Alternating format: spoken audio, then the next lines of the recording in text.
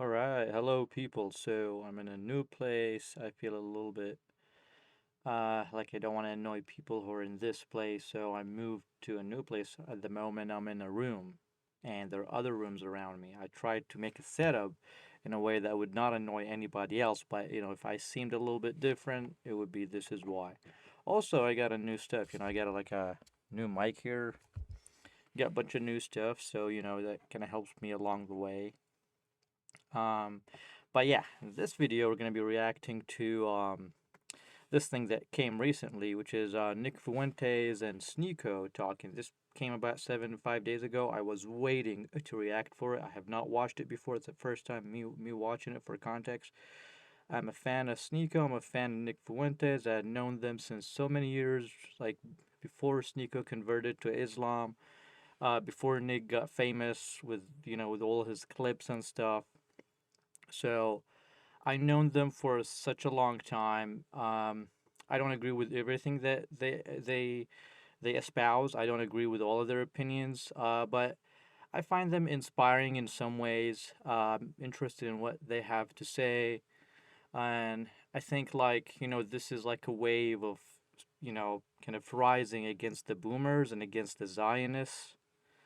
So this is important. I feel these sort of discussions are important, and this is a clip that you might not see. So clips of Nick Fuentes, it might pop up about with Pierce Morgan or stuff like that.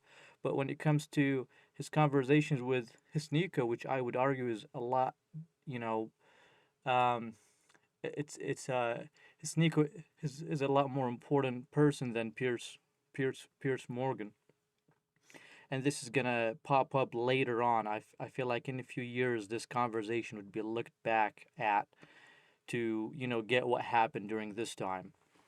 So without further ado, let's get to the thing and let's play.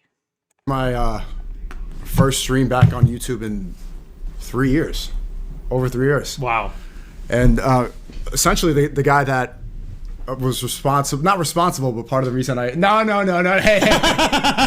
the reason I got banned was because the collaboration. It is true, I got 2 strikes, and then the first one back here is with the same man, Nick Fuentes. Welcome back. Up?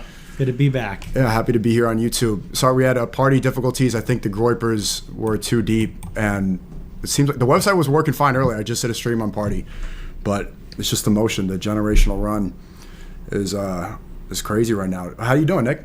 I'm good. I'm chilling. Should we explain why I have a tux on and you don't? Yeah, let's do it. So I just want to express something. So I'm used to Nick being all like bombastic and all as he says. So right here he seems very anxious. He seems like an introvert. This is such an interesting thing. Sneako on the other hand seems a little nervous. He looks more Filipino in here. It looks like an Asian Barack Obama. So there was just an inaugural ball pretty close by, and it was the Young Republicans event. Baton was speaking there. He was hosting. I was luckily invited, and so was Nick. And then what happens to Nick happens. What happened? Nick looks so nervous. Yeah, well, they said I might be able to go, which they do every year at NYYRC. They say, well, we're working on it. We might be able to get you in. And they told me I was invited. I was going to be in the VIP section. I'm going to be a guest. And then, as usual, they canceled me. They disinvited me. They told me I can't come. I guess there was going to be a big revolt in the club if I was going to be there. But I already had my stuff booked, so I said, fuck it, I'll just come to New York and ball out anyway. We got to hang out. We just had a nice dinner. Out of 10, how was it? That was a 10 out of 10. That was a 10? Let's go. 10. Mm-hmm. That's good. Always good to catch up with Nick. It's always cool to see you when you're here in the city. I kind of wonder what did they have for Nick to say it's 10 out of 10. I kind of wonder what kind of stuff Nick is into food wise. Is it like meat? Is it a lot of vegetables? Is it like Asian food? It'd be interesting to see what Nick is about. But yeah, look at his face. Look at Nick's face. He looks pretty nervous for some reason. Both of them look somewhat nervous. It's kind of weird. And by the way, who's that person in the background? And I'm glad you came, man. It's a white Christmas. It's snowing outside. Yes. Christmas. Yeah. I love Christmas. What do you Me like? too. I love Christmas. I always repeat that all the time. People are upset. This is a demo. I said Christmas is I did kind of rage bait a bit. I said it was a goy slap holiday, But there are some traditions in there. Like there's no evidence, for example, that Christmas is Jesus' birthday, correct? No, there's Christians who would argue that he was born on the 25th of December. There's no biblical evidence of that, right? I don't know. I mean, this is an argument that's been going on a long time, and books have been written about it. I haven't brushed up on the arguments why Christmas has to do with trees and is on the 25th and all that, but there's Catholics that have defended that. Okay. I don't know the arguments, though. Yeah, I was talking about how, the materialistic aspect of it, buying presents, the reindeer has nothing to do with Jesus. And well, the presents are biblical because the Magi give the gifts. But it's been commercialized a lot. That's my point. Yeah, Charlie Brown. Yeah. Okay. That's America. We buy stuff. We like to buy shit. Well, that's my point, is that it's a holiday, but it's become more of a cultural thing than a religious thing. Yeah, I mean, I agree with that to an extent, but the religion is the core of it. Without the Christ in the center of it, it loses its meaning. Because at the end of the day, Christmas isn't just about the trees and the ornaments and the gifts. It's about, even all the movies, it's about the spirit of Christmas. It is. The Christmas spirit is palpable. You can see it in New York right now. I love it. I love the lights. I like the trees. I like the spirit. I love the family time. My family's Catholic. I go to church. I go to mass with them. I love it. But I also today... what's really funny? That their faces, like Nick's face is like more wide than it's long, or at least it's what it looks like. I always felt his face is more whitish. On the other hand, Sneako's face is long. He's like a horse or something. I find it kind of funny because me and my friend have the same kind of thing. Like I'm more on the long face, and my best friend, he's like the white face. So I kind of wonder if there's a pattern. Like, are you a person who has a long face who's your best friend is a white-faced person? Is that a pattern that you see around? Because it seems to be in my life, and it happens to be in their life, so, It was SantaCon, and did you get to see some of SantaCon? My point is that culturally, right, like all these people come in from Jersey, Long Island, Connecticut to get drunk in Midtown, put on Santa hats, and then do a bar crawl. That's the part where it becomes less religious and just more of a cultural thing, similar to most other American, like St. Patrick's Day, an excuse to get drunk. Yeah, I agree. I mean, there's like degenerates out there, but I view that as like a deviation from what Christmas really is. I mean, it's like Halloween. People do that on Halloween. I like Halloween. Halloween is a satanic holiday, but I like it. See, people. But it didn't used to be. It's the night before All Saints Day is where it comes from. Isn't that the day like right before all the evil spirits are outside, right before the Saints Day? Something like that, yeah. Because November 1st is All Saints Day. It's a holy day of I think it's a holy day of obligation. So, and that one, there's like a lot of Catholics who will say you should dress up as like saints for Halloween. I'm like, that's really lame though. Like there was this Catholic guy named Mike Voris who I talked to once, and he said, on Halloween, we should dress up like popes and the apostles and the saints. I'm like, yeah, but kids want to be like Anakin. Kids want to be like a Transformer. Spider-Man. Or, Ninja Turtle. Like, that's kind of... Don't all the saints, aren't you just going to be in like medieval clothes anyway? It's like all going to be the same costume, so... And then the adults, it's turned into, you see what the women wear, you see Yeah. It's a big horror holiday. But regardless of the Christmas and the event today, which was... I had fun there. I enjoyed it. You should have came. I wish I was. Nah, that sucks. That's very unfortunate. But you've been on a crazy run this year since it feels cool to. Nick is so self-conscious and so funny. He's like, it's so intriguing to me that once, and I'm experiencing this as well. So if you're doing your show or when you're streaming or doing any of this in a certain place, it doesn't feel as natural if you're doing it somewhere else. Even and it might not feel even more uncomfortable. It might feel more uncomfortable to do it with somebody else, in an environment that you're not in control as as you might be used to. So this is interesting. I don't know. I just have not seen Nick before and having these expressions. To be back on YouTube. First saw you 3 years ago. You were there knifing the camera.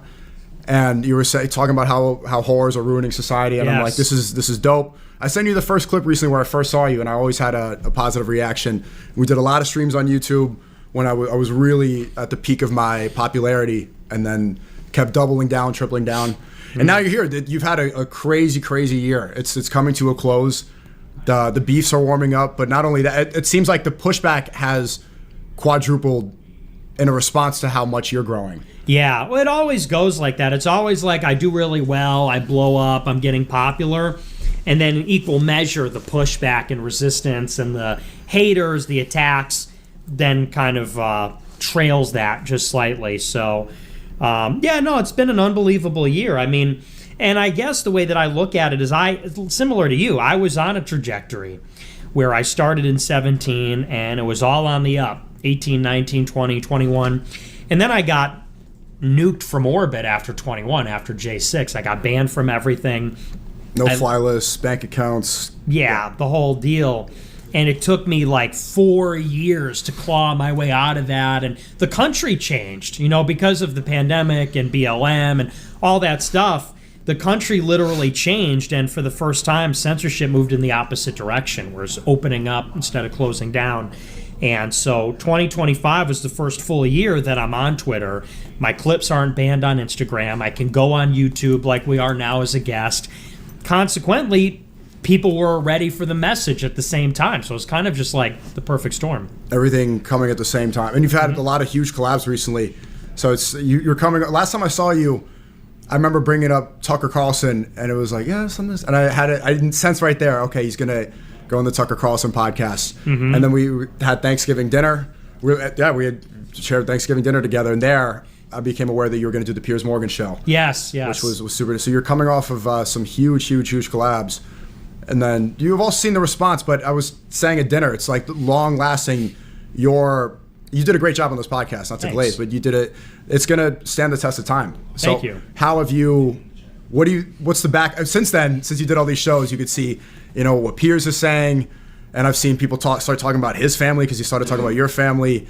I see some weird things that I don't really want to get into. Maybe you, if you want to. And then Tucker, it's like you were beefing. It was like, I am America. And then you're CIA. Yeah. That was dope. I remember sending you the recording of that live. I was like, oh, this is dope. Thanks. Yeah. And then now you're back on bad terms. I saw he dissed you recently on a new tech podcast. So what is that like? What's his? You're cool with Candace, and then what is really happening right now? Well, I think that at the end of the day, I am the alternative. Alternative is actually a very powerful word in the political lexicon because basically after World War II, there's a consensus in Europe that because fascism created the war, and fascism was a reaction to communism, their doctrine was, it's called there is no alternative. TINA, there is no alternative. Like the German Constitution is based on this. The European Union is based on this. And what that means is there's no alternative to liberalism. Center-left, center-right liberalism is the doctrine of Europe. There's no alternative to it. Not on the right, not on the left, not far right, not far left. And so this is where in the American conversation you get the alternative right. Mm-hmm. You get in Germany the alternative for Deutschland, the AfD party. And I guess what I represent is I am the alternative. I'm the other option. In contrast to liberalism, which says that everyone's a blank slate, which says that, basically what all these people are, what they all have in common, Piers Morgan, Tucker Carlson, Candace Owens, where we disagree is that at the end of the day, they are liberals. And by that I mean, like Tucker, what is our disagreement? He goes on All In and says tribalism is evil. White identity politics is the same as BLM and, Zionism and all the other identity politics.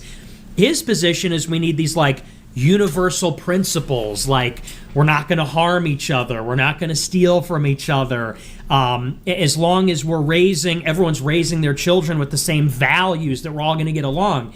And that's a liberal viewpoint. This is like blank slateism, individualism.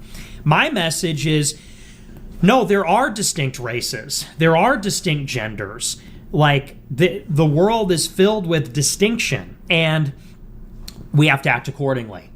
So in other words, if America becomes majority...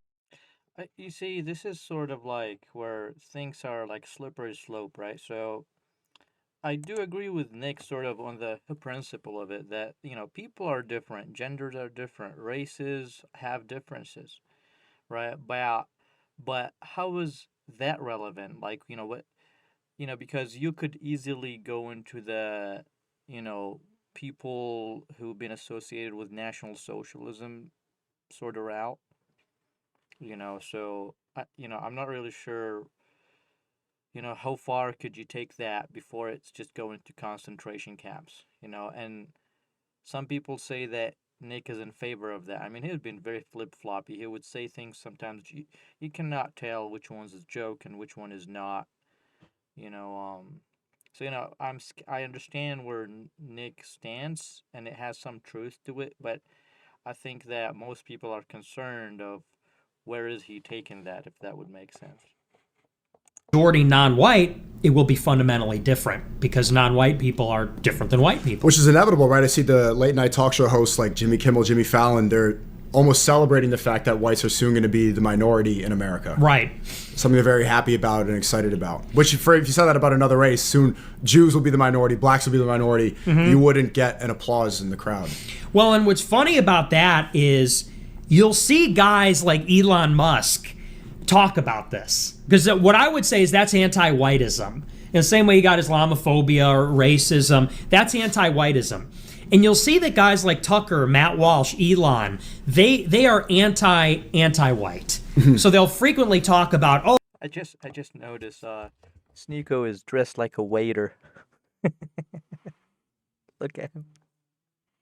Why is he dressed like that? I've never seen him wearing a black tie like that. What is he?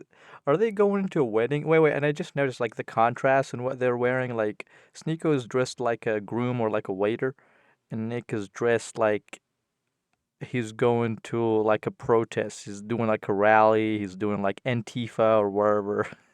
He's going to, um, like the Capitol thing.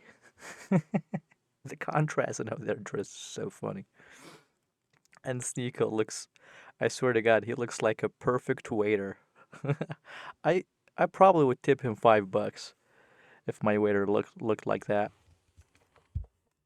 oh, liberals hate white people. If the shoe were on the other foot, if people were saying this about black people, that would be wrong. And what they're pandering to is white grievance. White people have a grievance about how we're being treated, about mass migration. And you'll have these guys that are paying lip service to those grievances, but their answer to white grievance, their answer to anti-whiteism is liberalism. Like Tucker, Walsh, and Elon, they're not like, they don't say immigration moratorium, we need to reverse the demographic decline, we need to stick up for ourselves as white people. They say, please, black people, stop playing identity politics. Please, Jews, let's all play by the same rules. And I guess what I would say is, if you think anti-whiteism is a problem, you need to be pro-white. I guess maybe I sound like BLM. In other words, it's not enough to be anti-white. You need to be pro-white. Right. I heard Logan Paul say the same thing, but for BLM. Yeah. As a white guy. But because it's recognizing that whites have distinct interests, and just like the other groups, we have a right in an open society, in a democracy, to advocate for those interests. Right. And I would say that, as far as that is concerned, people say, well, no, we can't emulate their identity politics. We have to reject it. To that, I say you first. You want to abandon identity politics? Well, who's been playing it for 60 years? Right. Immigrants, black people, Jews, women. Like he somewhat got a point there. Look, like, I mean, I have, I have discussed this exact same thing with many people that I do know, and while I see the other points of view, like on the face of it at least, he looks like he has a point. I mean, all of these groups have been playing identity politics extensively, and especially coming from the outside. Like if you're an outsider, or you have not talked to so many people, you have not been involved in the society, and you talk to people, you go to college, and be like, yeah, why is that? Why is people who are like, let's say, from this or that ethnicity get to be more rude, or be more exempt? Like when I was in college, Like if a black person, if they would be rude to you, it's seen as fine. But if a white person is rude to you, it's not. You know, and heck, if you're Indian and you're rude, or you're Asian and you're rude, it's super unacceptable. So, I don't think this is the thing. I don't think that white people got the shorter end of the stick. But there's some ethnicities who, so this is weird, like right now, all of us coming from, like I come from a very disadvantaged background. I've spoke about this in different videos. I've been abused to all the way to the Holly Heavens. I don't know if this is a saying or I just invented it, but I've been abused to oblivion. Right? I don't come from privilege at all. Um, so yeah, I mean, I see his point, even though that he's looking like a fish right here. I sort of see where he's coming from. And gay people. Now everybody says, oh, whites are getting angry. Whites are becoming nativist. Oh, okay, let's all stop playing. I say you first, because we got here because Right. everyone was playing it. White people are finally waking up, and now the Tuckers and the Walshes and the Elons want to come in and say, no, white identity isn't the answer. I say it's the answer until everybody's on the same page. But I've seen Elon and Matt Walsh be very critical about Muslim immigration. They always talk about how there needs to be less of that in Europe, and they seem to try to relate it to America, even though Muslims make up, 2% of the American population. If they're liberals, then why are they so vocal about that sort of immigration? Well, I would say that, first of all, these guys like Elon, they're pro-India, but they're anti-Muslim, which is funny. And same in the UK. Tommy Robinson is pro-India, anti-Muslim. Yeah, and if you're white, you're like, they're the same people, basically. Like Pakistan and India, when they declared independence, they were basically segregated by religion. There's not, India is a very diverse country, ethnically and racially. So why, in other words, why would you say, oh, Indians, come on in, Pakistanis, no. And I think what that has to do with, of course, is that Just before that, he said that, I think this is pure Zayo propaganda, And these white guys are advocating for this kind of crap. They look like the biggest cucks because they're like, oh, I do not want all the Muslims to come and, do all of these things and, and F my wife.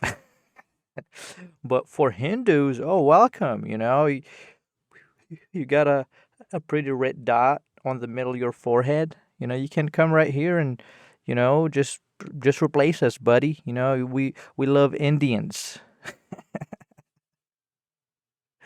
You know what?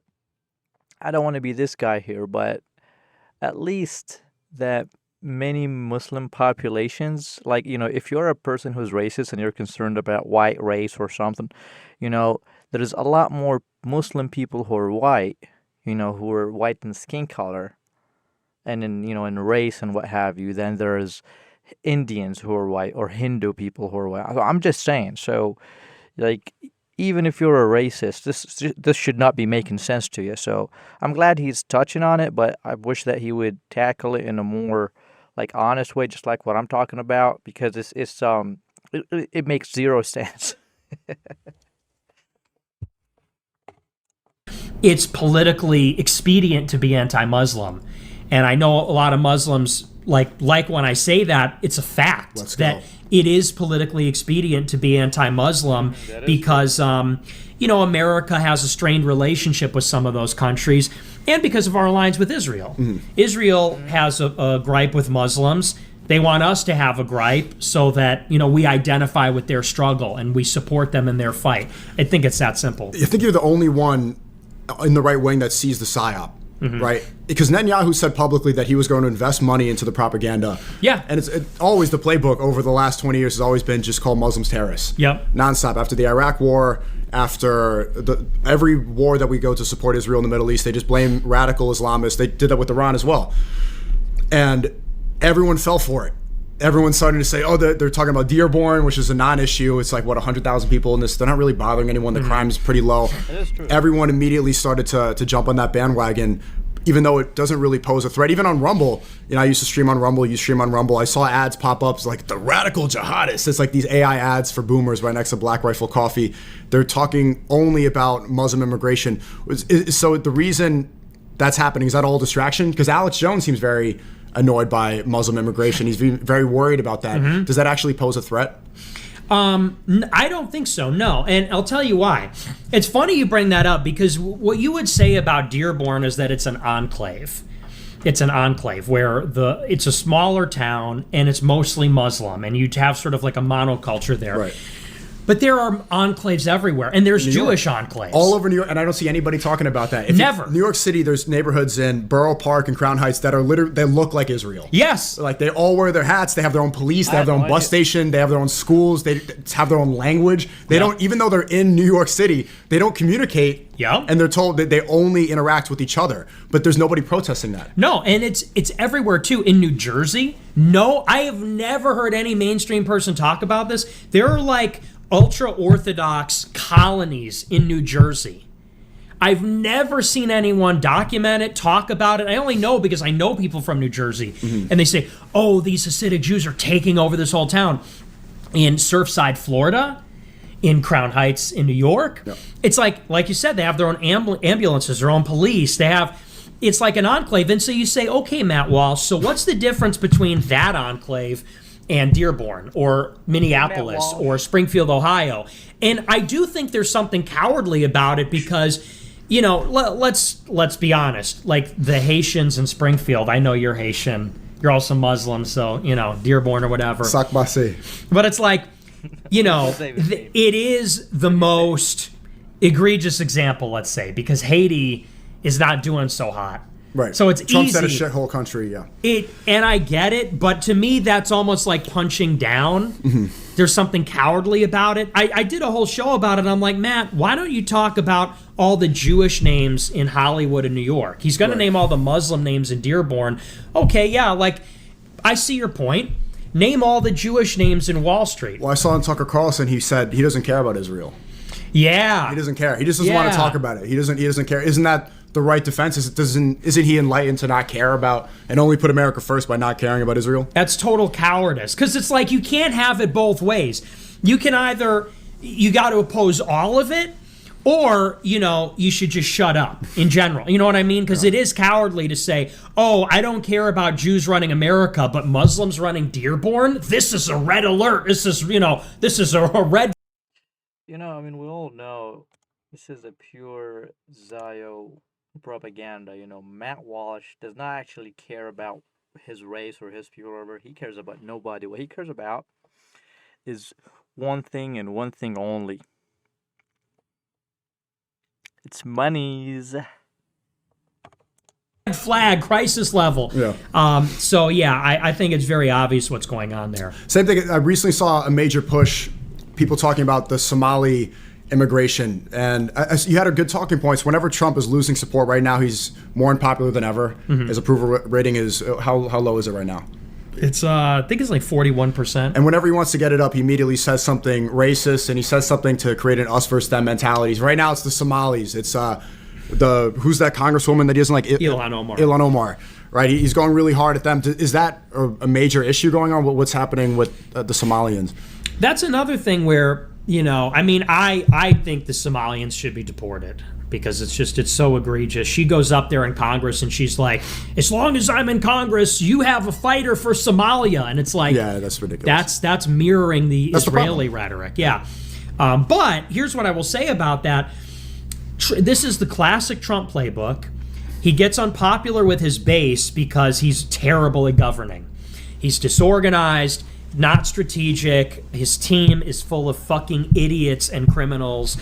So inevitably, and I knew, this is why I didn't vote for him, I knew it was going to go in the toilet very quickly. Trump... Okay, I did not know that the F word, you know, is going to be used there, so I'm not sure. I don't know if I can believe that at some point. I mean, we will see. Sees the approval rating collapse. He's unpopular. So then he goes and plays the greatest hits. Shithole country. Fuck Muslims. You're garbage. Fuck Somalia. And it's like, yeah, you know, we didn't elect you to be mean to these people. We elected you to fucking deport people. You know, but you can't do the deportations because that's hard. So instead, you're going to basically do the lowest common denominator. You're going to appeal to people's basest instincts and say, fuck the people we don't like. Right. And everybody goes, yeah! And it's like, okay, but he did that last time. And, we want to make America great again. We don't want to just be mean to people and, like, talk shit. Yeah. We want the deportations. Yeah, he acts like he's still campaigning. Even when he's in office, he has the same rhetoric as if he's trying to run for office. And I noticed, too, they're posting a lot of edits. The White House posting videos of cool ICE deporting people. Why haven't they released the statistics? How many people are actually getting deported? What's going on there? It's funny you say that because ICE is supposed to report every quarter how many people they deport. Mm-hmm. They're supposed to give weekly numbers and quarterly numbers. Do you know that ICE has not put out the number of deportations since Joe Biden was president? And why is that? Because they're low. Mm-hmm. So, and it's so funny because their press office, the White House press office, will put out numbers, but those aren't the official numbers. ICE has reporting requirements. Just give me a second. I want to close this window real quick and come back. All right, we're back. Let's head back to it. Government knows how many people it deports. They keep fucking track. That's a number they have. But it's so low, they won't publicize it because it's an embarrassment. It's probably like 300,000 for the year, which 10 million illegals came in 4 years under Biden. If you're deporting 300 to 400,000 per year. Isn't he supposed to be a Catholic? Like, and Catholics, and not saying the, curse words or whatever and being, I don't know. I mean, I just like, if you're a religious person, if you believe in God, I'm pretty sure that you're not supposed to curse like that. All the profanities and stuff. I'm pretty sure it's a sin. But correct me if I'm wrong. By the end of Trump's term, you've deported over 1 million people. It's nothing. So that's why they won't publish the numbers. And you were I think the only person that was again, I was very vocal about Trump. I said no war in Iran. I didn't want that to happen. And then closer towards the election, I'm like, okay, it's probably, I like the optics of me wearing a MAGA hat and debating Rabbi Shmuley and saying America first. MAGA cannot happen by having dual allegiance to Israel. I like that. But you were the only one completely anti. And you faced a lot of heat for that. And I think that's why this year has been so successful for you. What makes... Do you have anything to say to those people? Yeah, well, it's funny because everybody says, why is Nick so popular? Like, that's the big question. Like, why do people like him if he's a Nazi, if he's a piece of shit? And people say, oh, it's because, so-and-so had him on the show, or because the economy's bad, or like whatever. But if you go back to the beginning of the year, I blew up initially when Israel bombed Iran. Because you remember when we were in Spain in May, there was no generational run. It didn't happen yet. The generational run started in June when Israel bombed Iran. And you were vindicated. Yes, like that. Everyone watched my show because I called it. I said, we're going to war with Iran. And so when that happened, people said, dude, he's like on the money. He's right about this. Then they watched the show and said, wow, this guy knows what he's talking about. Like his analysis is totally on point. That is what really initiated the whole thing. And so I would just say to those people, it's like, you fucking fell for it again. You're on the hamster wheel. More than anything, my message is the people have to... What do I say to these people? You effing fool for...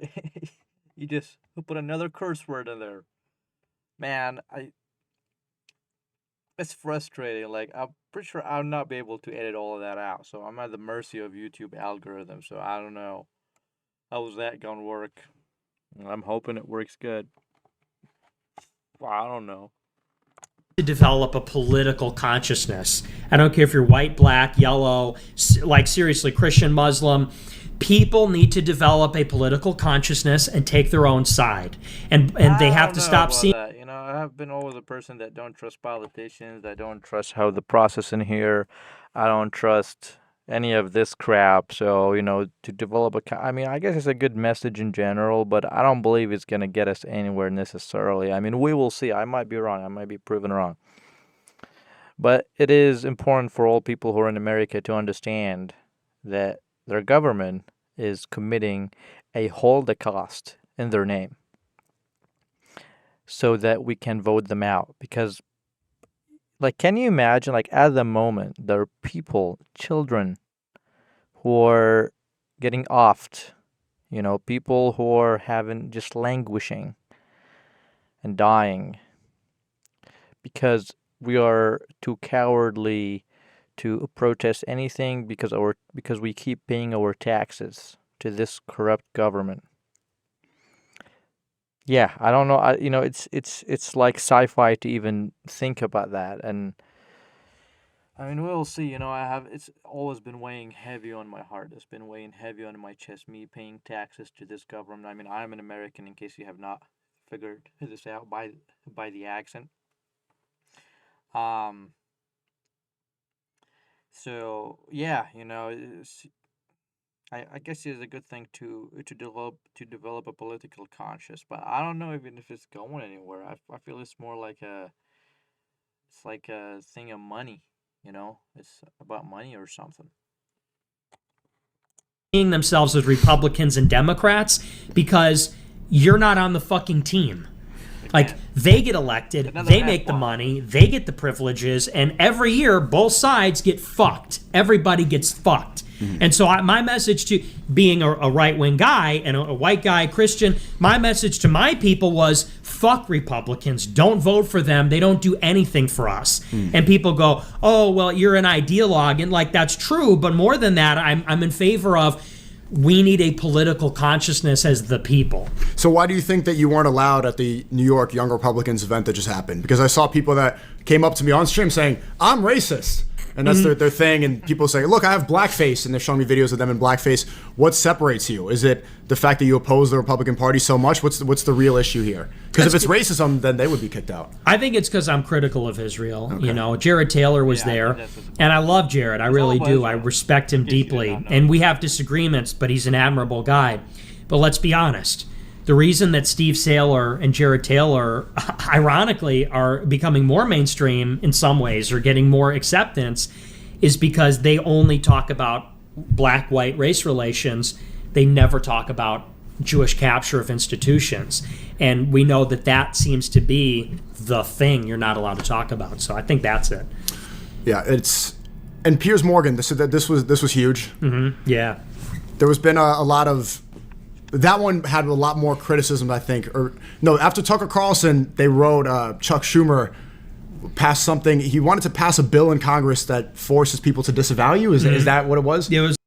Man, I'm pretty hungry. I don't know if I should give me some food to eat. I mean, it's about 1:40 a.m. in here. I'm not sure if there's like a gas station open or something so they can give me something to eat because I'm getting hungry. Here, let me just...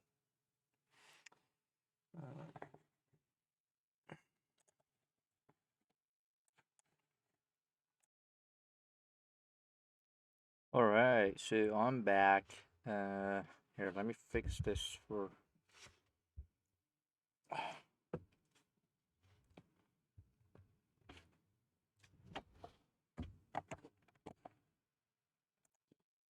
All right, so I'm officially back. I had the biggest snacks I've had on the road. I was way too hungry, so I got stuff from the gas station, and I ate it on the road. Well, I saved one snack here so I can eat while watching this. Here, let's get back to it. It was like a resolution condemning me. Is that even legal? Or what's it's like non-binding. It means nothing. Okay, and then do you think the backlash was worse after Piers or after Tucker Carlson? Definitely after Tucker, because Tucker's like but it was funny is like Tucker brought me on, and I have a lot to say about that in retrospect. But it's funny that Tucker had me on and everyone said, oh, that's a softball interview. And everybody said, why didn't you press him? Why didn't you ask him the tough questions? Why didn't you play his clips and ask him about things that he said? In other words, they thought like I got away with murder. Like I was able to push my views unopposed and he gave me a platform and he's working with me. So Piers Morgan said, oh, all right. Well, I'll ask him the tough questions. I'll give him a proper interview and I'll drill down on all of it. And nobody could say that he got cheated because he was so disingenuous, so unfair. He was as malicious as possible. And it was probably better for me than Tucker. I think more people liked the Piers interview than the Tucker thing. I agree. It's because people are so sick of the doubling down, lack of doubling down. They're sick of the apologizing. Legacy Media, Piers was expecting you to come on. Same thing when I went on with Ye, was like expecting, like, I'm sorry about this song. I'm sorry about this. I meant it by that. You went on and just said, did that face. Just this evil face, just horrified, looking like the pigeon lady in Home Alone. Yeah. And people love that. People are just sick of the alternative and what media forces you to do. Well, and with Piers, it's interesting because I watched a lot of his interviews, his like hit pieces, and I got a little nervous, but I took away from it strategically that the power that Piers has is shame. He's sitting there like the judge or like the cop, the interrogator. The moral leader. Yes. And uses the moral language like, aren't you ashamed? Aren't you guilty? Isn't that racist? And there's a psychological thing where you're sort of sitting there in the hot seat having to justify yourself and say, well, I'm a good person. Well, I'm a good guy. And I said, you know what? You're a tabloid journalist. You're a fucking sensationalist, tabloid celebrity. Fuck you. Like, you're not a judge. You're not a lawyer. You're not smart. Like, who the fuck are you? You bring Rabbi Shmuley on and Dan Bilzerian to and I like Dan a lot, but it's like Dan. it's polemical. He brings these people on to like scream at each other like it's Sports Center, you know, like it's who's the black Stephen A. Smith? Yeah. You bring people on to go rah rah rah, and you're gonna sit there in judgment. So the way that I flipped the script is I said I'm gonna have contempt. I'm going to be in contempt of court. You're going to sit there and say, how dare you? And I'm going to shit on the floor and piss on your face and say, I don't take this seriously. This is a joke. The Holocaust? Pfft, that's funny. So that was the strat. That's how I played it. Yeah, what I really like is this happened to me so much in the past 3 years when I was banned. I'm still AI banned on TikTok like you, face ban. Still have to get Twitch back, yada yada. But during the YouTube ban, especially, when they would call up and they do these Piers Morgan type interviews, is to be like, oh, you deny the Holocaust, you deny and then they just want you to say exactly this. And you said it perfectly. I was born in 1998. Why am I supposed to have emotional feelings towards something that didn't happen to my people over almost 100 years ago? Right. You know? Well, yeah, it's just logic. You have to cut through. All of that is like sentimentalist programming, because it just doesn't make any sense logically why you would feel shame over that. It's a social proof. We didn't do it. Yeah. I wasn't there. And it's history. It happened. World War II, 85 million people died in World War II and were hung up on the 6 million. And there were other people in the camps also. Yeah. I mean, Hitler put all his enemies in the camps, in concentration camp, concentrating them in one area. He hated Slavs, he hated Poles, and some Catholic priests and gypsies, but we only even ever talk about the 6 million, and people are going to feel shit. Oh, I don't deny.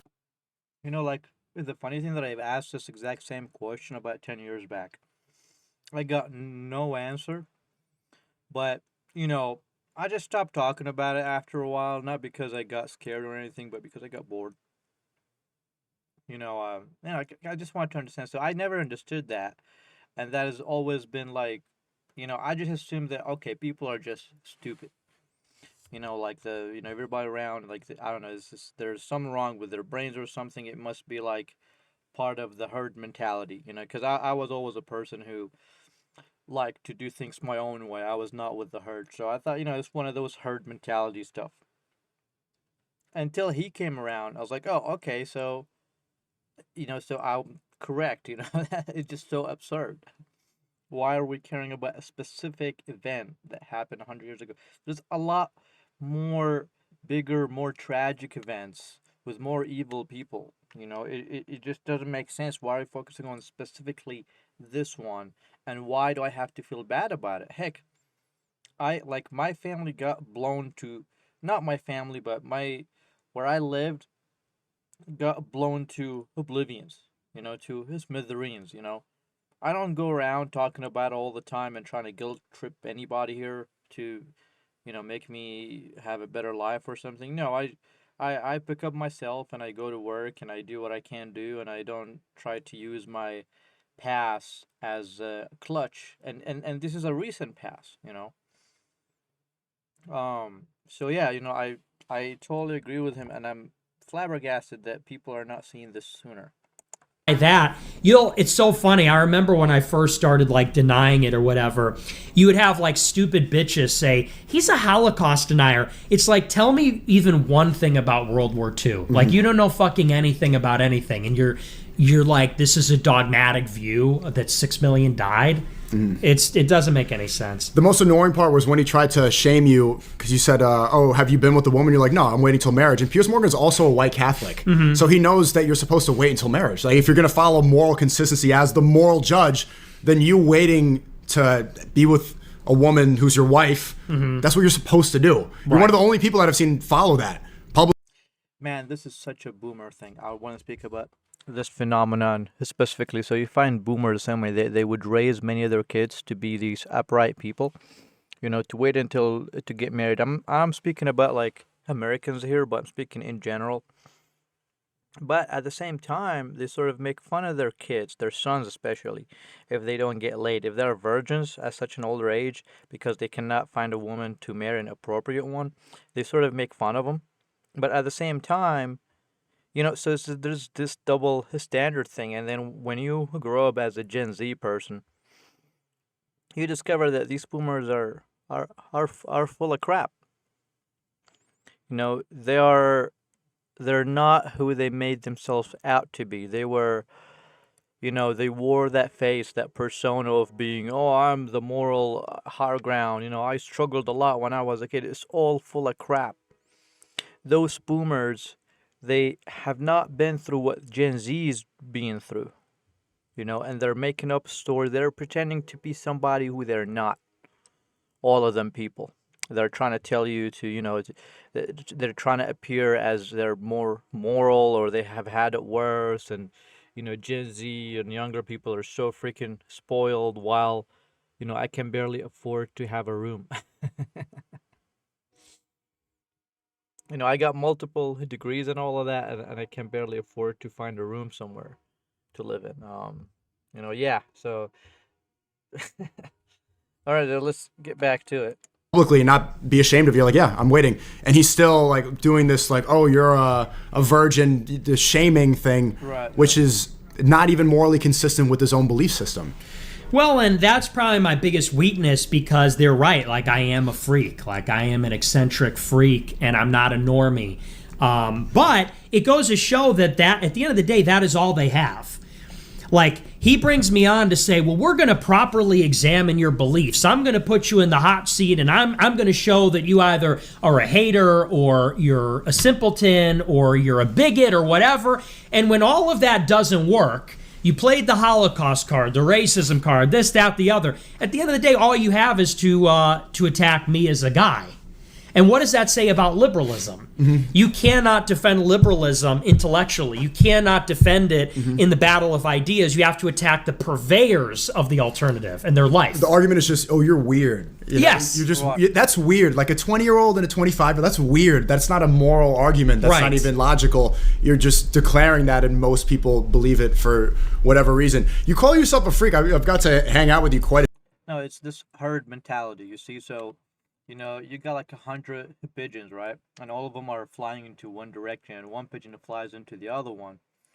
And so, by definition, people do not attach themselves to that one pigeon. Like, the other pigeons are gonna feel weird about that one pigeon. So, what Pierce does there, and what many boomers do, is that they solidify this herd mentality into the person. Like, that's just weird.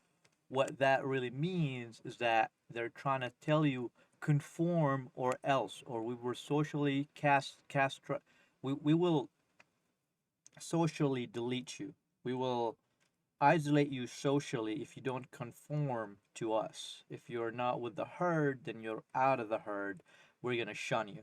So that's what that really means. It's a threat to shun the person. Now, in the case of Nick, he's already popular with so many people. You cannot shun a person like that because he already has a community.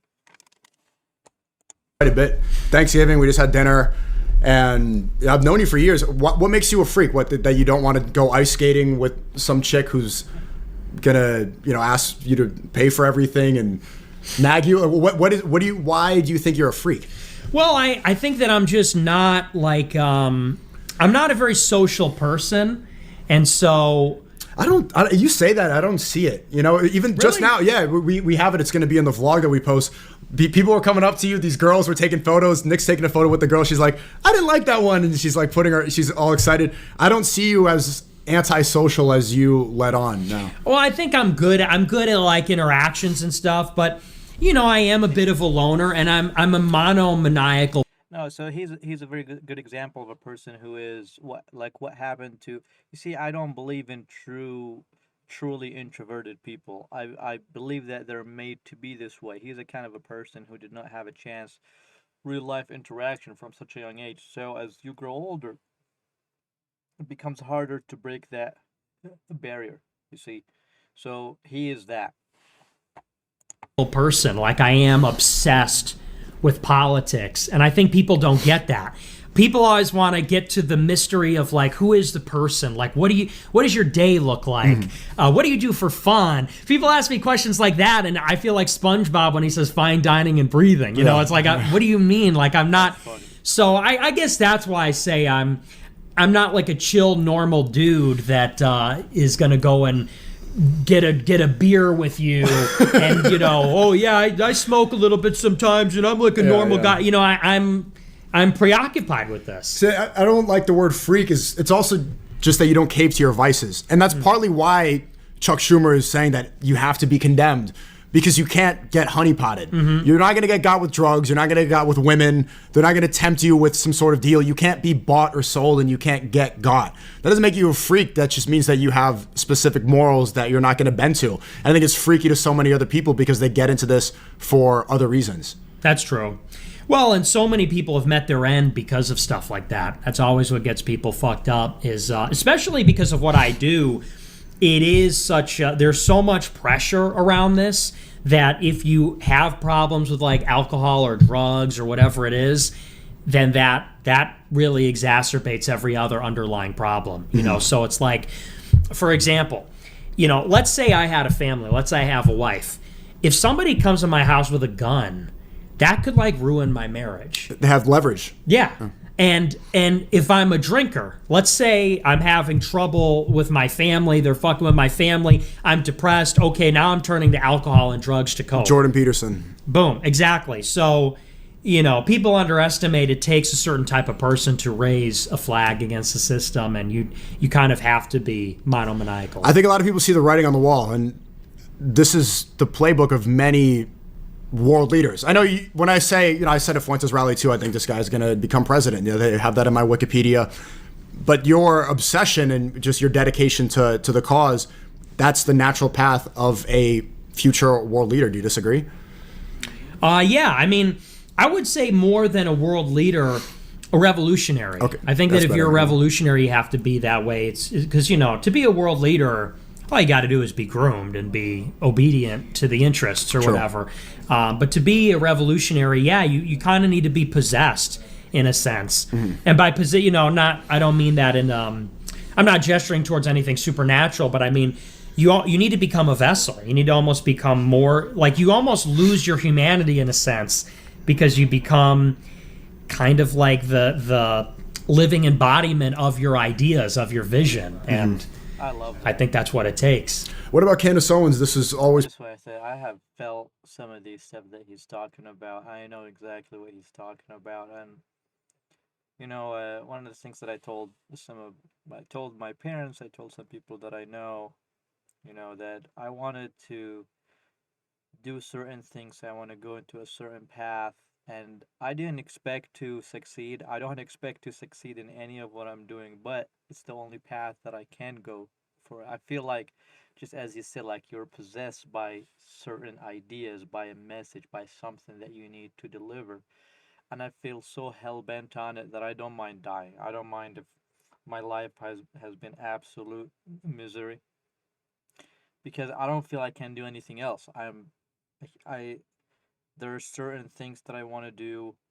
I want to write certain things. I want to speak about my life experiences. Doing this This is something that is part of what I feel it in my soul that I should be doing this. I should be giving my opinions, stuff of that sort. So I agree with him that it does need sort of a person, and it's like a double-edged sword, because if you're a person who's hell bent on doing something specific, it means you're gonna fail into everything else. You see, if you bring somebody like Nick and you make him into any other job, right, he will fail in everything else. You see, this is why I kind of envy his upbringing. Because he got canceled at about 20. I got canceled since I was 5, since I began talking. I was very different from people around me. I had my own ideas from an early age, and I was abused. Everybody around me, kids in class, my parents, they would just hammer me, beat the heck out of me until I'm brown and blue. I got canceled from an early age, and, they tried to brainwash me so hard. So I kind of envy him, even that he has got the upbringing that would allowed him to be himself. I was not allowed to be myself for most of my life. I'm trying to be myself more nowadays, and this is part of the steps that I'm taking here. Is I'm trying to expose myself to be able to reach a point where I can deliver the things that I need to deliver, to speak about the things that I need to speak about. Yeah, Nick is inspiring to me. And again, I don't agree with everything that he said. Actually, I disagree with many things that he said. But his way of going about it is it kind of lights away. How is that done? And for people who have a similar way of going about things, and people who are having a similar bent in any way, this shows them about how to get that done. How do you get out there? How do you go about that? Was popping up on my timeline. You had a collab that did not go well. Yeah. I don't think so. You guys it was a little bit hostile, uncomfortable. Mm-hmm. And since then she signaled some good things, like saying that she likes that Nick is resisting the Zionist influence, but now it seems like it's heating up a lot, especially with Charlie Kirk, and I see the disagreements with Ian. What's going on? Are you guys ever going to find some common ground? What's happening there? Oh, Candace, she's really something. Mm-hmm. I imagine in his head he's just remembering, like, you can't ask those questions. he's imagining in his head. I swear to God, he has a thing for Candace. Everybody is talking about it. Everybody knows. I don't know what is going to happen with her. We're like fire and ice. I mean, I think that at the end of the day, I think she's actually in love with me. Come on. No, but I really do. I think she. Look, no one could deny we had chemistry. No one can deny. She's happily married. She's. Yeah, well. She's happily married. The heart wants what the heart wants. No, but she. The That's So Raven stuff was so funny. It's like she was. She had a vision. Yeah, that was. I just had a vision. Chelsea, Eddie. I just had a vision. Chelsea, Charlie.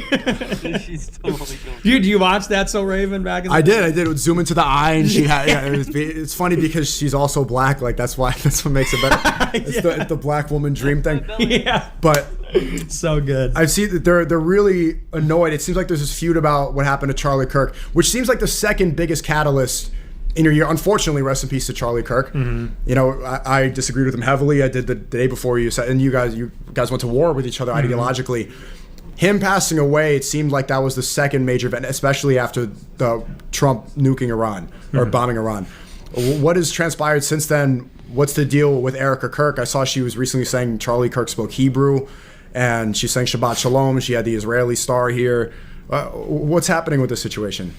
Well, so Monday is really when it blows up, because Turning Point is going to address all the conspiracies in a live stream this coming Monday, so in 2 days. And I guess Candace is going to react to it.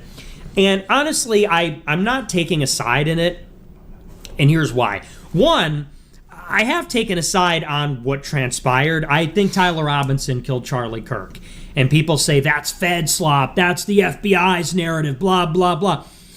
I think that the radical left is real. Like, left-wing people are out there killing people.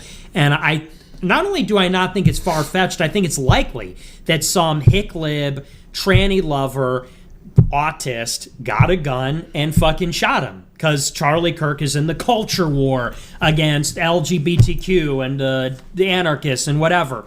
I think that's totally likely, actually. I haven't actually even seen a credible alternative theory. You have all these like little things they say about, oh, there's an Egyptian plane and these people in maroon. It's like, but what's the theory? Who's the suspect? Where's the other murder weapon? Like, they haven't produced anything like that. So I do think...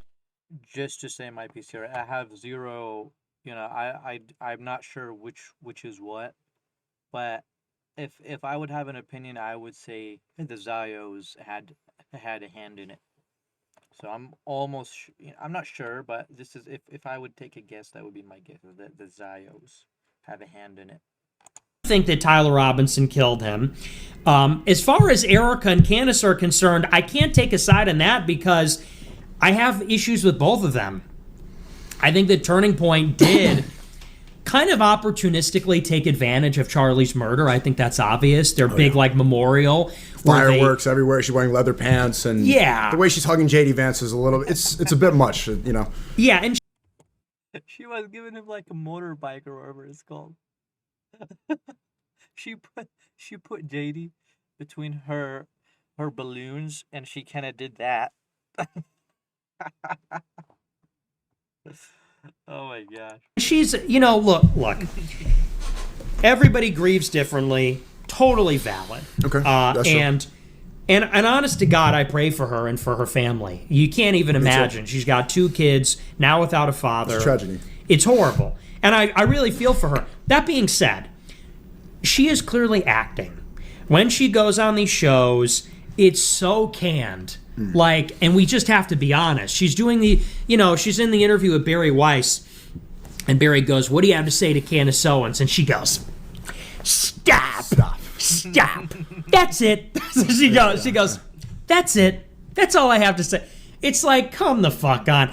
And the handkerchief. Yeah, I know. And she's always like, this strategic amount of tears. Oh, mafungo. I mean, the handkerchief. Come on now. And it's like Ben Shapiro's hat. It's getting bigger. She's going to have like a fucking, beach towel next to it. We shouldn't joke about that. I do feel for her. But Turning Point is doing a very bad job. Because, look, I think I have my criticisms of Turning Point, but they have a right to defend themselves because they're being accused of, like, murdering her fucking husband. That's a very serious accusation. Candace is saying that she murdered her fucking husband and the father of her kids. That's a very serious charge that, if real, if you're not sincere, it's like an evil lie. Yeah. And I think that Turning Point, they should be sticking up for themselves. They're just not doing a good job of it. It's very bad PR. It's too calculated. It's inconsistent. It's all over the place. That being said, I think Candace is extremely dishonest also. I think she plays fast and loose with her theories. I don't think she has a lot of intellectual integrity. And I think she's sort of a narcissist. I think that at this point, it's hard not to say that this has become a grift.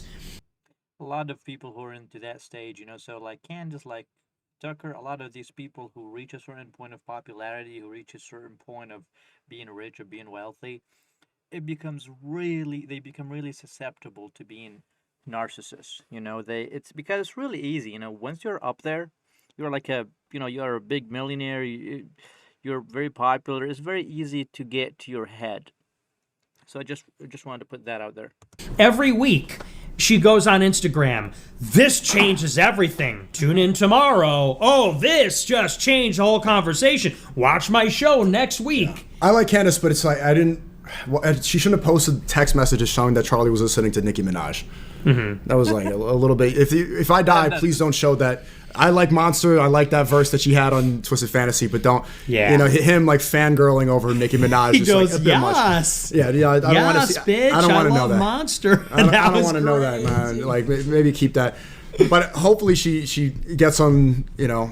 Is able to figure this stuff out. Do you think that Erica's trying to reposition Charlie's Israeli position? Because it seems like towards his death, Charlie was critical. He went on the Patrick Bet-David show and he's questioned what happened on October 7th very publicly. And he was there with Megyn Kelly, I think one of his last podcasts, saying that he was getting bullied and that you have to have complete allegiance to the Israeli lobby. It seems like Erica's trying to reposition and change the narrative to make it seem like he was fully supportive of Israel. And also they met in Israel. Didn't they? They meet? They met on a pilgrimage. I didn't know Christians go on a pilgrimage to Israel, but apparently they do. They didn't meet in America and in a cornfield or underneath the bleachers at a football game. They met in Israel. Well, Ann, you know what else is weird about her? She's like 6 years older than him. Isn't that weird? I don't often see marriages like that. She's 37, he's 31. And, you know, if you're Charlie Kirk, you're rich, you're famous, going to be extremely powerful.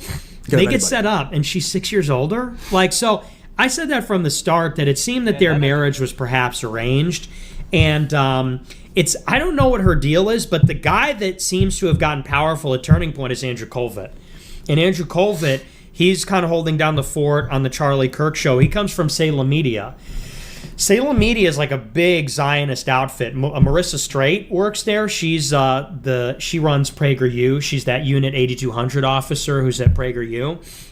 And Salem also got that contract with the Israel lobby. They registered under FARA, $6 million contract to lobby with Israel with Brad Parscale. $6 million contract? Literally, yeah, $6-7 million, something like that. It's in that ballpark. Very good. But yeah, so they seem to be steering Turning Point hard back into the and. Hey, what is going on with Sneako? He was doing that Erica thing where he's like. Like what? Like he was like just laughing, smiling, and then to be steering Turning Point. What is that about? Did he see a demon? What happened there? What happened there, buddy Sneako? What happened to your face? Oh my god! What is up with this face? I'm sorry. Oh my gosh! Hard back into the and. Colvett was on Ross Douthat on the New York Times podcast saying, you know, it's okay to criticize the foreign aid, but you must verify that Israel has a right to exist, kind of echoing their line from SAS in July. I will say, I think it's overblown, the extent to which Charlie was turning on Israel. I think that's basically fake. You don't think he was turning on Israel? No. Okay. I think that it's, and I've explained it a lot of times on my show, but I think that what happened with Charlie is that this, first of all, we have to understand he was everything to everybody. Turning Point made $140 million because he was a brown-noser. He was a grifter. He was very good at milking donors for money. And he, like Trump, is a contradiction. Like, to the far right, he was becoming anti-Semitic. To the Israel lobby, he was one of their only remaining allies. And so I think that you have to consider that Charlie, being a youth leader, he had to go on the campus and defend Israel to all these college kids that are becoming groypers. And I think that wore on him. And I think he got frustrated. I think he was going to the Israeli donors and saying, well, I'm getting killed out here. You know, not just, I'm not being glib when I say that. But like he's going saying, I'm getting grilled for being pro-Israel. It's hurting my reputation. I have to defend this shit. And he said in his letter to Netanyahu, he goes, I think I'm defending Israel more than you're defending yourself. And so I think he was really put between a rock and a hard place because the Israelis were completely intolerant of guys like Tucker and stuff like that. And Charlie needed to keep those people happy, needed to keep the college kids on the plantation. So I think he was just kind of being tugged in two different directions and being ripped apart. I don't think he was like an ideologue who had an epiphany and like realized Israel's a problem and anything like that. I think that's overblown. And you were right about JD Vance. I remember the last stream, maybe the last desktop stream we did, we were in my Miami apartment and it was the day before you got unbanned on Twitter. And I remember you said, Elon, give me my fucking Twitter back. And you got it back. And one of the major thing you said, I had told you that I think Ben Carson was going to get the VP nomination. You're like, no, it's JD Vance.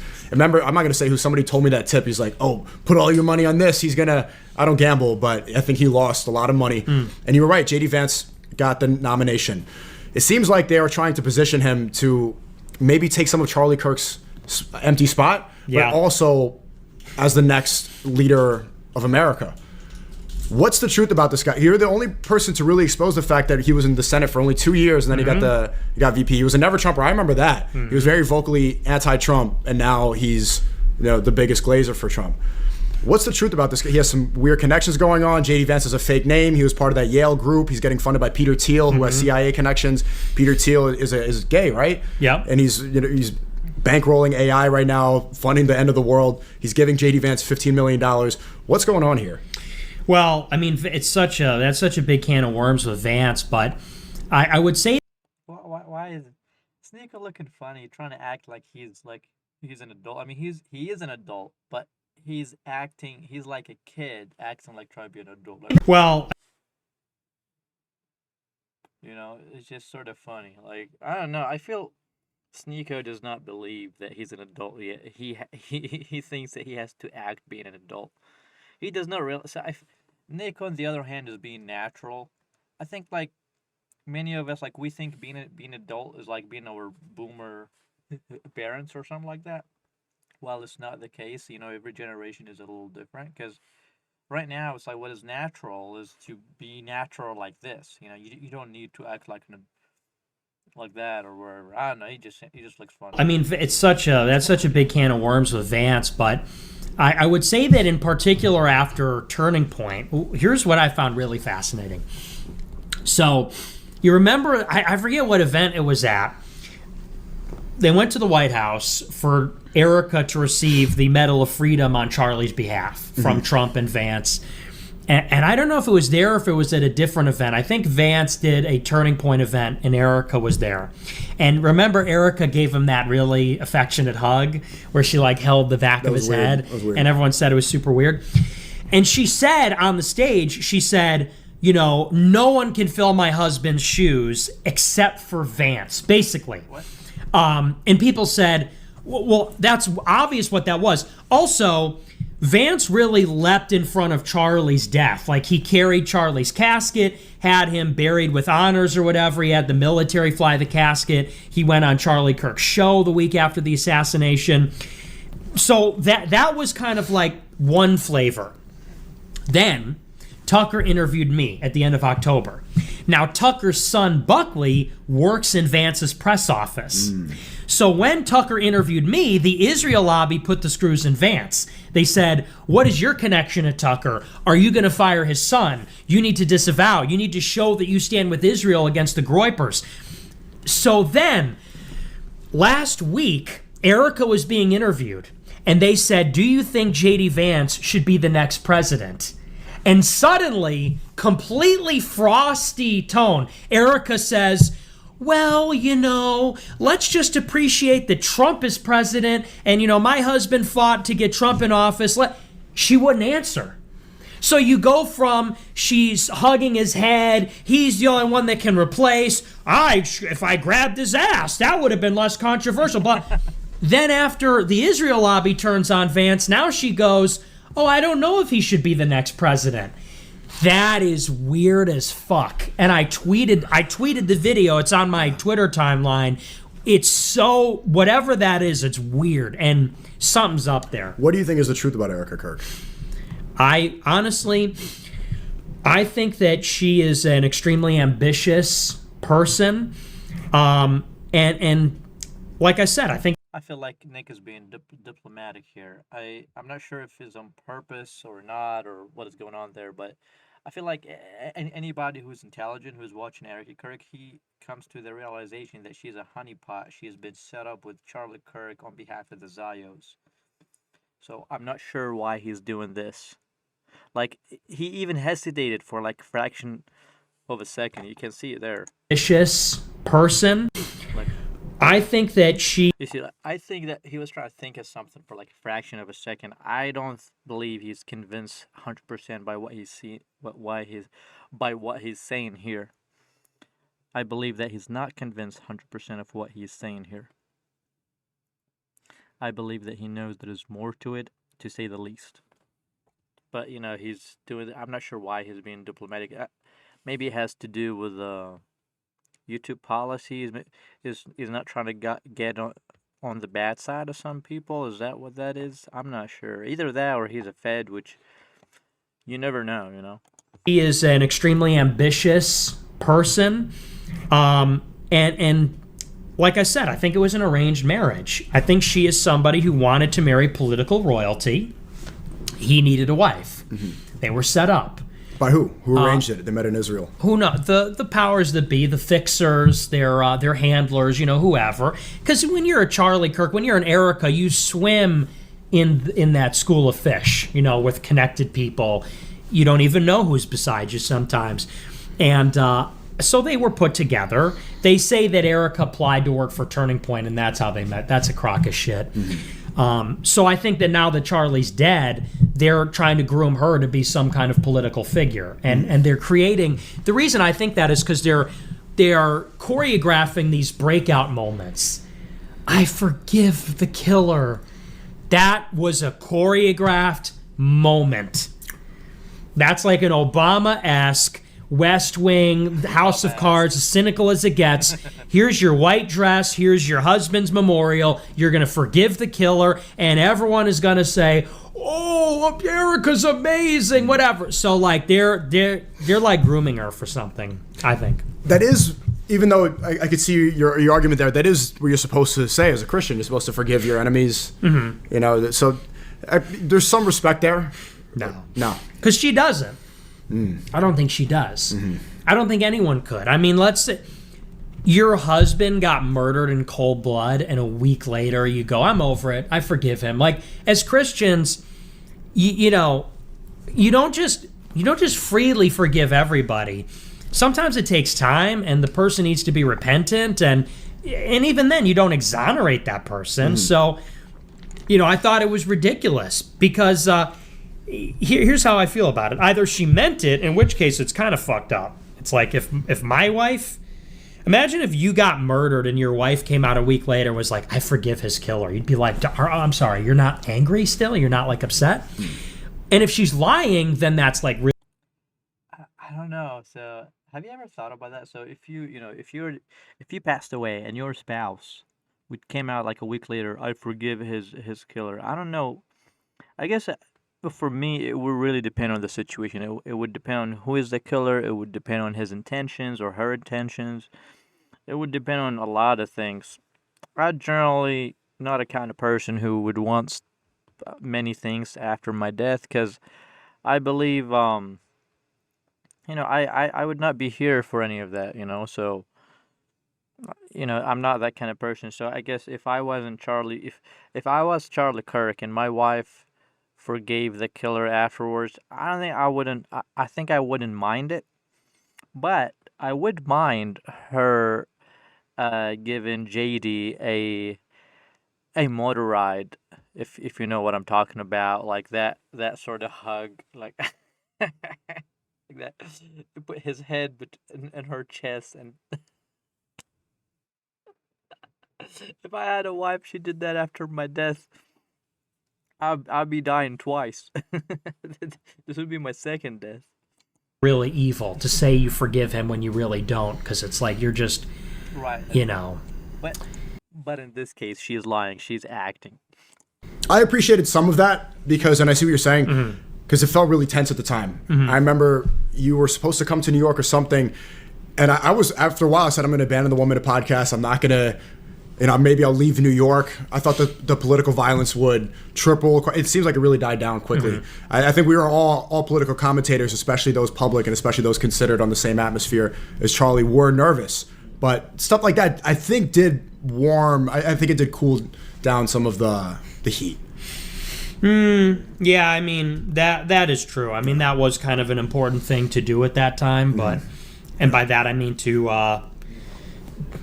get everybody to get level-headed, but I think at that point it was sort of past the point. It was like a week and a half later. And even then, I can understand why someone like you, the amount of heat that you have to face, and even then, I don't know if you want me to talk about it so much, but I saw you have to pay $635 for this phone. It's just like the stuff that you have to deal with, and the amount of... Do you ever wonder, like, when can I get out of this? Where's the light at the end of the tunnel? Although you've had a phenomenal year, and I think everyone in the chat can we could say congratulations. It's really cool to see the progression. How are you able to deal with all this stuff? You know, like some lady comes to your house and then you have to, you know, pay for the phone, and you're facing you do a good show and immediately they try to tear it down. Mm-hmm. How are you personally? How are you dealing with all this stuff? Well, I love to fight. All real Americans love to fight, so I live for it. I live for the constant war, for the constant battle. So I'm fine. Is that a thing? You know, I'm not sure necessarily of that. Maybe struggling for freedom. That's more like it. As an American, I'm constantly trying to be free, trying to, you know. So I sort of see where he's coming from, but I don't think Americans is about war. That's a really bad image. I mean, America has already been, you know, doing a lot of like war crimes and stuff like that. Do you really want to look like that? You want to be warlike people? Is that what America was about, or is it about freedom? Is it about rights? Is it about picking your own way?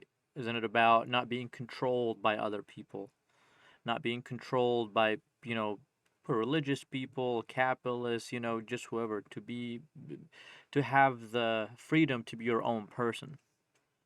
Because I thought that's what America was supposed to be about, not to be at war all the time. I don't think that's what America is supposed to be about. Fine with it, and that's kind of just what you're in for. You know, if I wanted to be beloved, if I wanted to be to have kind of an easygoing life, I just would have worked for Daily Wire 10 years ago. You know, we would have taken the deal. But I was born for the fucking struggle. I was born for the war, so I'm in it. I'm locked in for the Groiper War, and you know, I'll rest when I'm old. If I can live to an old age, that's when I'm gonna. You're just a white ass nigga going hard as fuck. I'm a white ass nigga going hard as fuck all day. Yeah. Yeah. My nigga, man. Let's go. My nigga. I mean, so you're not gonna take the gambling deal? Have you been offered any crazy deals? I'm sure since like this blow up, you've been proposed with some crazy numbers to change your rhetoric or to push an agenda. I've been offered millions of dollars this year for different sponsorships. I mean, I got a gambling offer.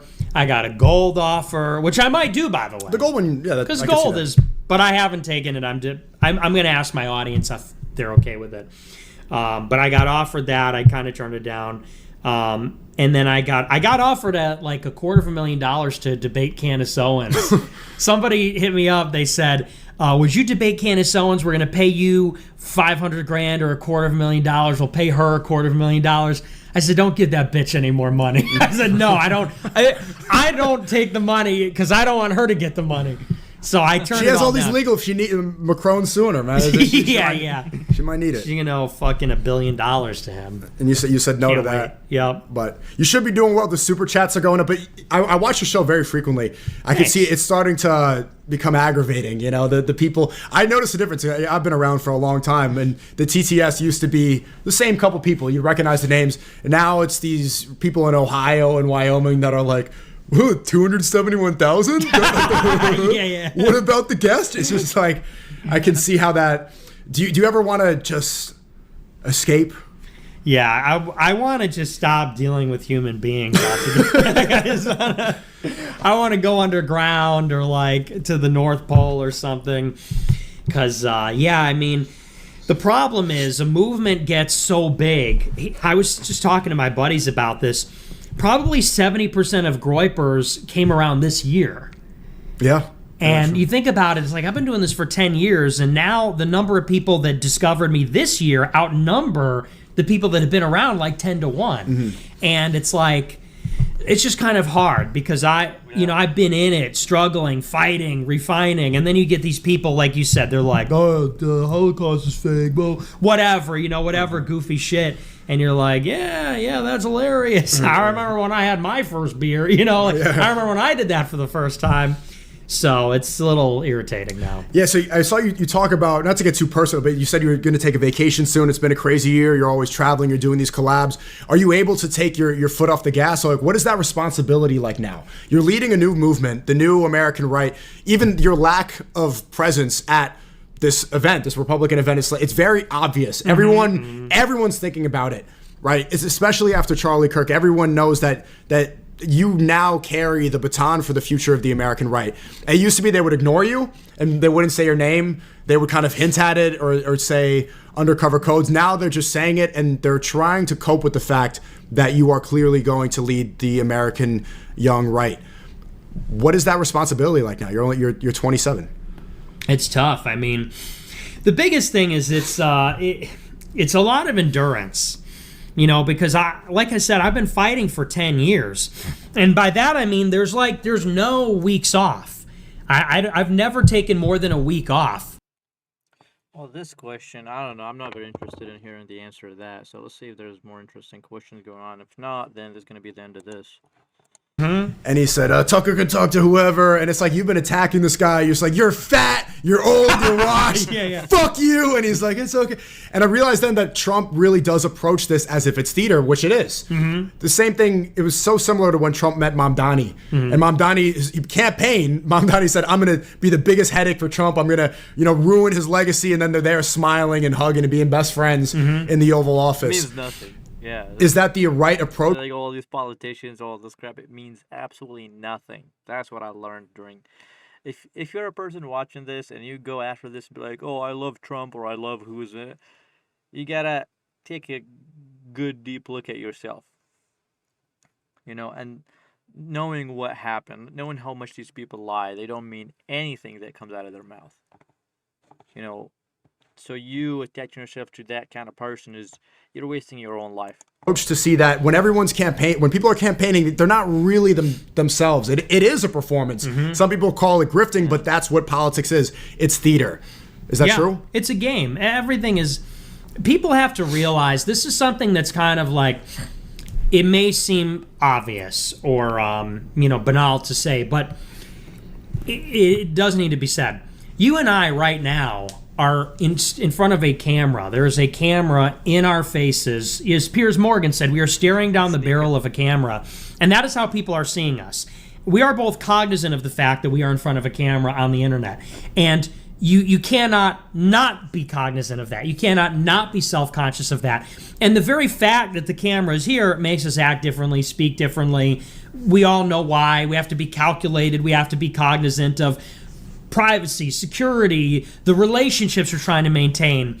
But people don't think of that. People forget the camera is there, and they think that they're looking through a portal at two people having a private, normal interaction, but they're not. They're looking at people on camera that to one degree or another are performing. Yep. And so people would do well to keep in mind that you're not looking through a portal. You're watching something that was made for public consumption, whether that's a campaign, media, politics. And again, that might sound asinine, but it's really important to understand how. Well, I don't think I'm performing anything in here. I'm trying to be as natural, as normal as I can be.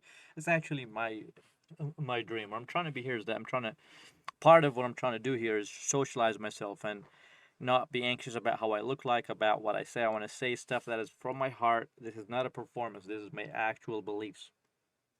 This is my actual thoughts, my actual voice, my actual everything. It's my actual non-nicotine vape.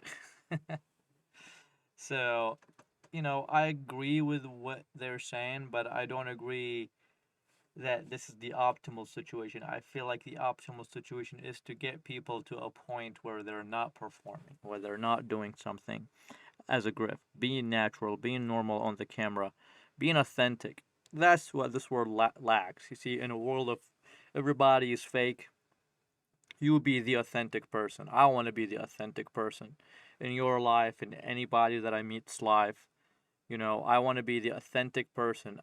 Because everything else is fake. So if everything is fake, what is real anymore? So you have to be that real person. So I'm just saying. How media works, why things are the way they are. And Trump understands that almost better than most politicians. His ability to separate that. Did that surprise you? Do you think that you'd ever be able to? Because he was very happy to see you at that Thanksgiving dinner 3 years ago, right? He said he was impressed. Do you think that you'd be able to squash it the same way Mamdani did? Maybe. I don't know that anyone would let me near Trump. Probably not, no. His handlers would prevent that, but, never say never. Who knows? But I would certainly... Look, I have always maintained great respect for him as a guy, but, look, it's been a total train wreck and a disaster. I don't even know what the value would be in something like that at this point. But yeah, I mean, I think it would be similar to the Mamdani meeting, for sure. How does the Epstein situation get resolved? I've seen there's more pictures coming out, more reporters are asking about it. This is probably the biggest stain on his legacy because, the war in Iran, that's a little more, you have to be geopolitically aware to understand that. This one is just stain on his reputation. Does that ever does this situation find an end? No, I don't think there'll be any finality to it, anything climactic. I think that it's like everything else. People are just going to move on and not really care. Like Trump was the father of the vaccine. And so you think all those people would come out and say, we're not voting for Trump. He made the pandemic. People don't give a shit. So it is a setback. It's a temporary humiliation. But like everything else, it will blend into the People background. are going to forget about this. And it's crazy if you said this maybe 10 years ago that there'd be an island like a pedophile island that all world leaders were connected to that have pictures with the front runner and that everyone would forget about it. We'd laugh. So many of these Black Mirror episodes have ended up becoming true. And I think that's what's going to happen as you continue your rise and the space you have now in the political sphere. People are coming so disillusioned with the current regime, with the power structures. The lack of trust is stronger than it's ever been. That's why somebody like Mamdani wins. It's somebody that they feel they can relate to, somebody that's addressing their problems. How should you approach this? Approach what? This lack of trust with power. With power. It's really scary because society's starting to destabilize because of this. I mean, I was talking on my show about how, I really come from a background of like political theory, kind of like thinking a little bit about political theory at least. And what you understand about the order in society, the societal order, is that it all rests on the authority of the state.